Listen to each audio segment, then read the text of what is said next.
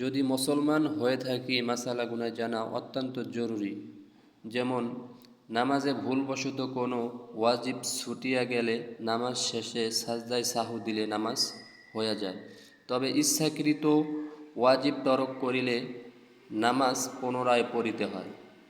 যেমন 1 নম্বরে আলহামদু শরীফ পুরা পড়া, 2 নম্বরে আলহামদুর সঙ্গে সিরা মেলানো, 3 নম্বর রুকু সেজদায় দেরি করা, 4 নম্বর রুকু হতে সোজা হয়ে দাঁড়ায় দেরি করা, 5 নম্বরে 2 সেজদার মাঝখানে সোজা হয়ে বসে দেরি করা, 6 নম্বরে ধর্মিয়ানি বৈঠক করা, 7 নম্বরে দোনো বৈঠকে আত্মাহিয়াতে পড়া, 8 নম্বরে ইমামের জন্য কেরাত আস্তের জায়গায় আস্তে এবং জোরের জায়গায় জোরে পড়া, 9 নম্বরে বেতের নামাজে দোয়াই কুনুত পড়া, 10 নম্বরে 2 ঈদের নামাজে 6 তাকবীর বলা, 11 নম্বর প্রত্যেক ফরজ নামাজে প্রথম 2 রাকাতকে কেরাতের জন্য নির্ধারিত করা, 12 নম্বর প্রত্যেক রাকাতে ফরজগুলোর তারতিব ঠিক রাখা, 13 নম্বর প্রত্যেক রাকাতে ওয়াজিবগুলোর তারতিব ঠিক রাখা, 14 নম্বর আসসালামু আলাইকুম বলে নামাজ শেষ করা।